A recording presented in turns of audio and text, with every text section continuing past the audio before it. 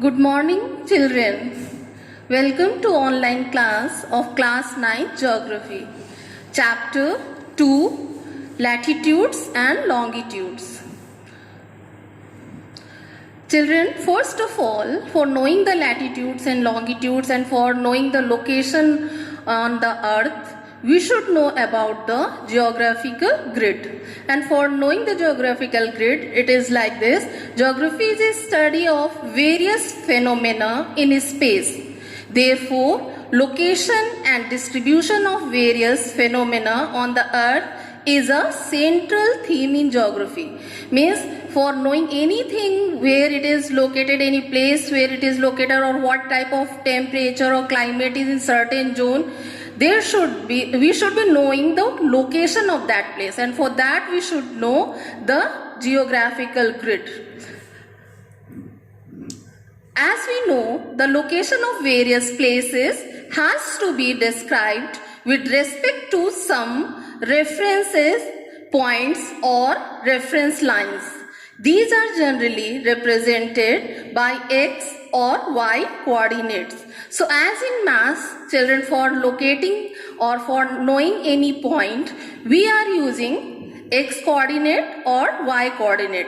The same goes with geography also, that in geography, for locating places, we use x coordinate indicates horizontal line or distances that are known as latitude, whereas y coordinates indicates the vertical lines or distance, that is longitude. So it is like this.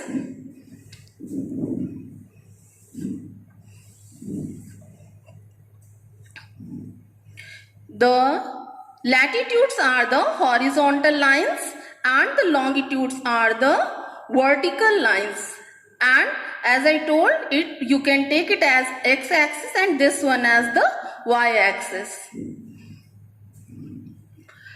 First of all, the first main latitudinal line which divides the earth into two halves, that is equator. So equator is an imaginary line which lies midway between the two poles and divides the earth into two hemispheres, northern hemisphere and southern hemisphere. It is at 0 degree latitude. So it is this.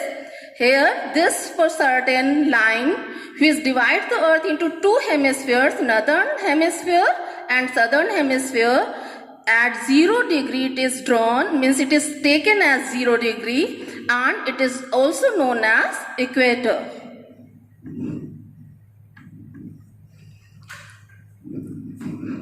Now latitude. So with reference to the equator, we are drawing, although these lines are not present on earth, these are all imaginary lines, but for locating any place, we are taking them as an imaginary line, and with reference to equator, all these imaginary lines which are known as latitudes, northern side and southern side are present there. So first of all, a line of latitude is an imaginary line which joins all places having the same angular distance north or south of the equator. Means these imaginary lines known as latitudes, they are drawn toward the north and south of the equator,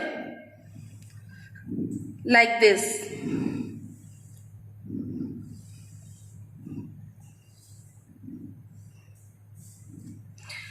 They run east or west. Means how east or west? As we know, this is north, this is south, this is east and this is west. So when we are drawing the lines, we are starting from east and moving forward towards west. So they run east to west. They are measured up to north and south, and when we measure them, we go from north to south, like this.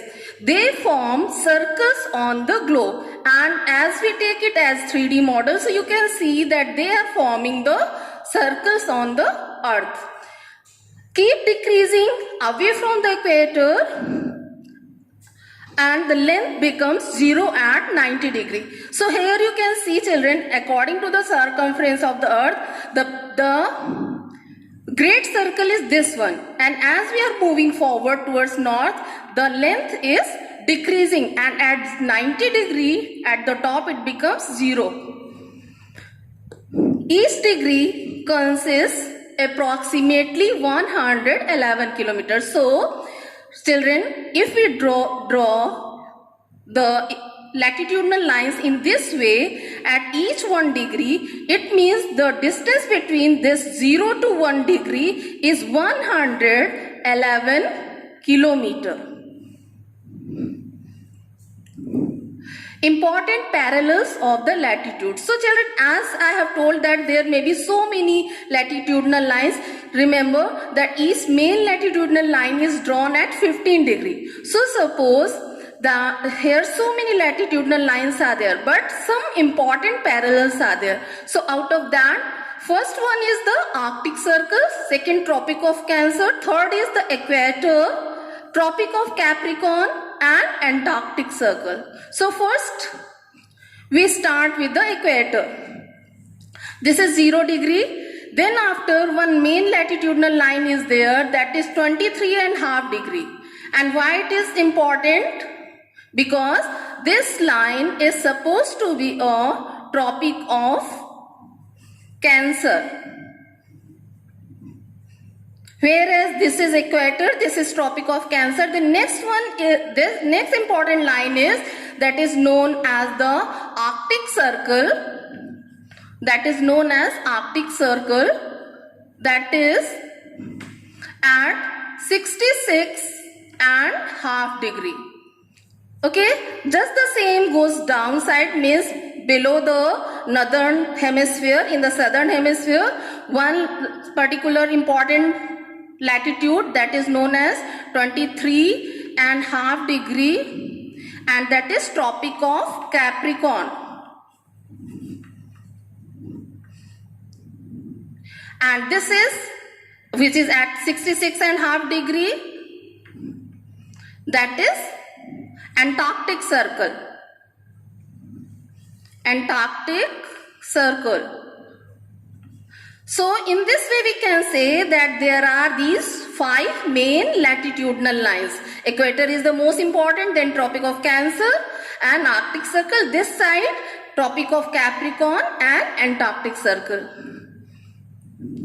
Now, why these lines are more important? Because these are the latitudinal lines which are dividing the earth into heat zones. And first of all, you can see the middle one, the yellow one. That one is the tropical zone. And why it is tropical zone? Because it is receiving the direct sun rays. And that's why this area is very heated. And here it's written, the area extending from Tropic of Cancer to Tropic of Capricorn gets vertical rays of sun once a year. High temperature zone. Temperate zone, apart from the tropical zone, you can see from 23.5 to 66 this side, 23.5 to 66 this side is temperate zone.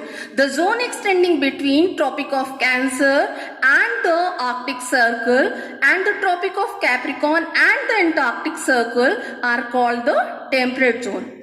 These are areas of moderate temperature.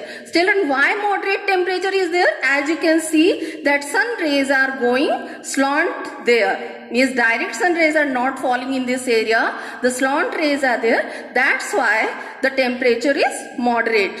And they receive slant rays of the sun. Next one is Arctic and the Antarctic zone. Means Arctic zone, this one, and the Antarctic zone. So this area north of the Arctic Circle and south of the Antarctic Circle is shown as the Arctic and Antarctic zones respectively. Sun's rays are highly slanting. So you can see the pic that the rays are reaching slant at the temperate zone, and to reach the Arctic and Antarctic zone, the rays are very slant, and that's why these areas are completely frozen throughout the year. These areas are around the poles, therefore are also called the polar zones, and extreme low temperature is here.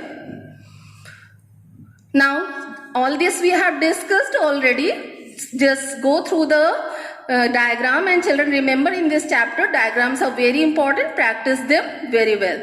So here you can see the middle part from 0 to 23, both side is known as torrid zone, and the area from 23.5 to 66 is known as temperate zone, both the sides. Then from 66 to 90 degree up and 60 to 90 degree down is known as the frigid zone. So these are the heat zones of the earth. Now we come to the longitudes. Till now we have discussed all about the latitudes, means horizontal lines. Now we come to prime meridian. First, the prime meridian 0 degree and longitude 180 degree, just opposite to the prime meridian, divides the world into two hemispheres. You can see this prime meridian is dividing the earth vertically into two hemispheres. This is the eastern hemisphere, and this side is the western hemisphere. The prime meridian is taken as 0 degree longitude. So as equator is 0 degree, just the same prime meridian is also taken as 0 degree longitude. Also called Greenwich, the prime meridian is taken as 0 degree longitude, as also called the Greenwich meridian. Total 360 meridian, each at an interval of 1 degree and counted as east to west from 0 degree. So as this is taken as 0 degree meridian, so from here all the meridians which are drawn, they are supposed to be at 1 degree and they are running from east to west. Now you can see in the pic the 0 degree meridian, that is known as Greenwich meridian, also drawn there. Longitudes. So as we see, this is the main longitude, and then after we will study about the other main important longitudes. So lines joining all places at a similar angular distance east or west of the prime meridian are called lines or meridians of longitudes. All places situated at a given meridian experience midday at the same time. It means, children, that suppose we take this meridian, this particular meridian, this one. So what will happen, that if sun rays are falling on it, what will happen? Sun rays will fall on the east meridian at the same time. Means local time would be same, because sunlight would remain same on all the meridians. Equator exactly bisects all meridian, and equator you can see either this one or this one or this or this or this. Equator is bisecting all the meridians at the same time and same place. The length of the arc of 1 degree of longitude is the longest at equator, about 111 kilometer. It means, children, that you are seeing that when we are going at the top, the place is very narrow, means these meridians are becoming narrow toward the poles, both sides. Meridians are becoming narrow toward the pole, whereas they are broadest as the center of the earth. So what used to happen, that here the distance from one meridian to another meridian is greater than the distance from here, from this meridian to this meridian.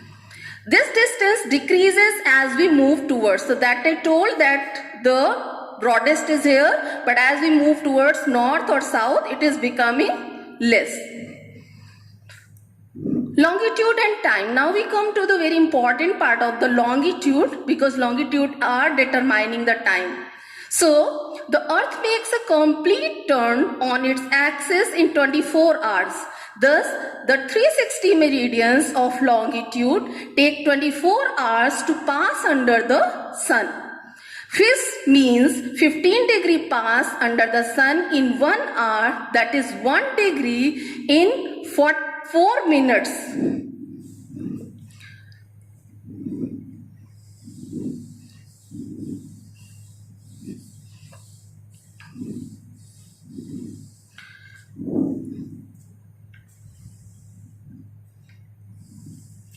Now, children, listen. That suppose this meridian is there. So here it's written that the east meridian is drawn, means imaginary meridian is drawn at 15 degree each. Okay, and at 1 degree, how much time it is taking to pass from in front of the sun? It is taking 4 minutes to pass 1 degree, right?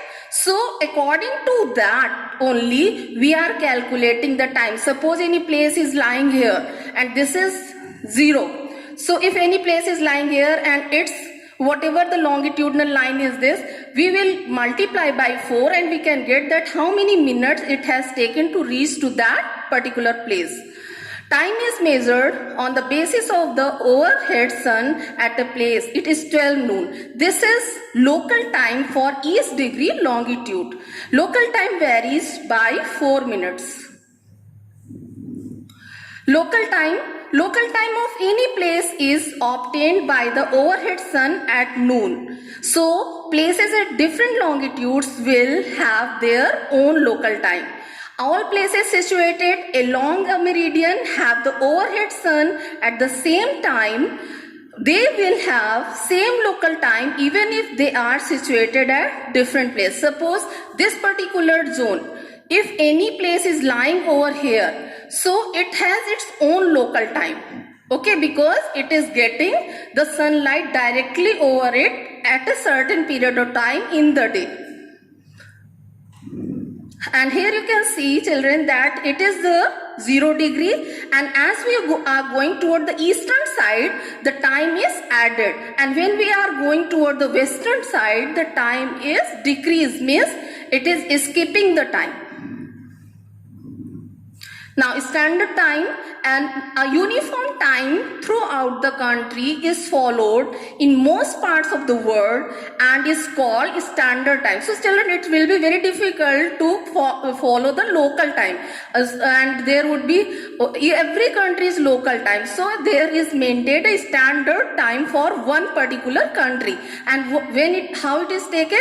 It is taken as one standard zone of that particular country, which is dividing that country from the center, and that is known as the standard time of that country, as India's standard timeline is crossing through Allahabad. Greenwich Mean Time or GMT. To bring about international uniformity, one particular standard time has been selected that I have told just now.